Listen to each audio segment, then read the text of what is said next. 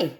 The next book that I want to read to you is called The True Story of the Three Little Pigs.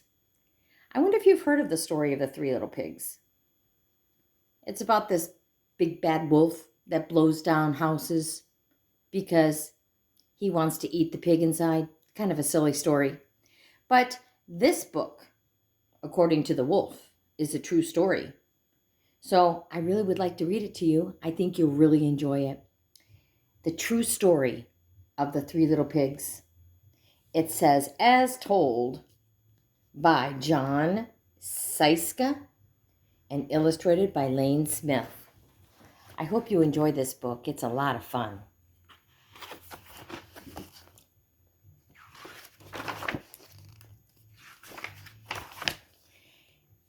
Everybody knows the story of the Three Little Pigs, or at least they think they do. But I'll let you in on a little secret. Nobody knows the real story because nobody's ever heard my side of the story. I'm the wolf, Alexander T. Wolf. You can call me Al. I don't know how this whole big bad wolf thing got started, but it's all wrong. Maybe it's because of our diet. Hey, it's not my fault that wolves eat cute little animals like bunnies and sheeps and pigs. That's just the way we are. If cheeseburgers were cute, folks would probably think you were big and bad too.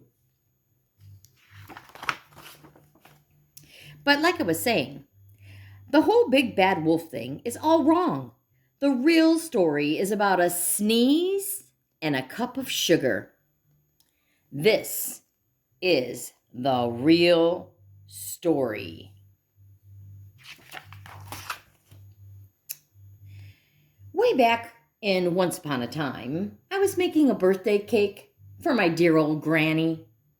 I had a terrible sneezing cold. I ran out of sugar. So I walked down the street to ask my neighbor for a cup of sugar. Now, this neighbor was a pig. And he wasn't too bright either.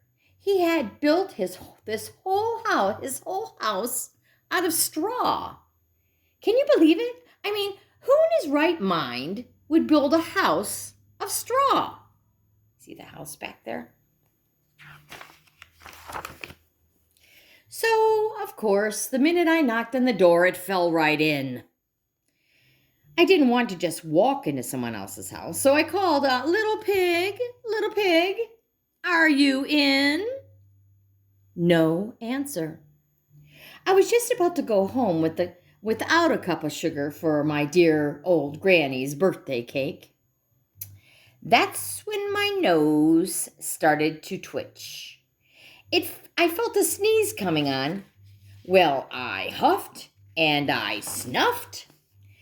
And a sneeze! Achoo! A great sneeze! And you know what? The whole darn straw house fell down, and right in the middle of the pile of straw was the first little pig, dead as a doornail. He had been home the whole time. It seemed like a shame to leave a perfectly good ham dinner lying around there in the straw, so I ate it up. Think of it as a big cheeseburger just lying there. I was feeling a little better, but I still didn't have my cup of sugar. So I went to the next neighbor's house. This neighbor was the first little pig's brother. He was a little smarter, but not much. He had built his house of sticks. I rang the doorbell. Ding dong. Nobody answered. I called, Mr. Pig. Mr. Pig, are you in? He yelled back, go away, wolf. You can't come in. I'm shaving the hairs on my chinny chin chin. I had just grabbed the doorknob when I felt another sneeze coming. Oh, I huffed and I snuffed and I tried to cover my mouth, but I sneezed a great achoo sneeze. And you're not going to believe it, but this guy's house fell down just like his brother's. Well, when the dust cleared, there was the second pig, dead as a doornail. Wolf's honor.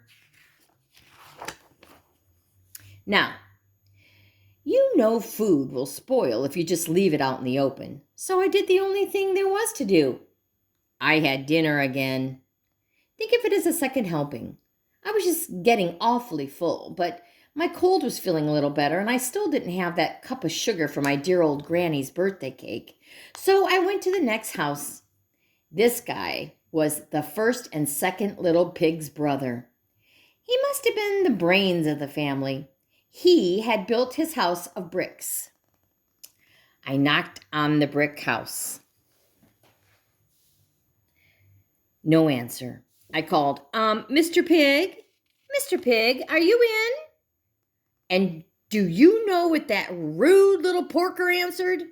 Get out of here, Wolf. Don't bother me again. Talk about impolite. He probably had the whole sack full of sugar in there, and he wouldn't give me even one little cup for my dear sweet old granny's birthday cake. What a pig. I was just about to go home and maybe make a nice birthday card instead of a cake when I felt my cold coming on. I huffed and I snuffed and I achoo, sneezed again. That third little pig yelled, "And your old granny can sit on a pin." Now, I'm usually pretty calm fellow, but when somebody talks about my granny like that, I go a little crazy. When the cops drove up, of course I was trying to break down the pig's door, and the whole time I was huffing and puffing and sneezing and making a real scene. The rest, as they say, is history. Big bad wolf. The news reporters found out about the two pigs I had for dinner. They figured a sick guy going to borrow a cup of sugar didn't sound very exciting. So they jazzed up the story with all of that huff and puff and blow your house down. And they made me the big bad wolf. That's it. A real story. I was framed. But maybe you could loan me a cup of sugar. The end. Fun book, huh? I hope you enjoyed that book. I'm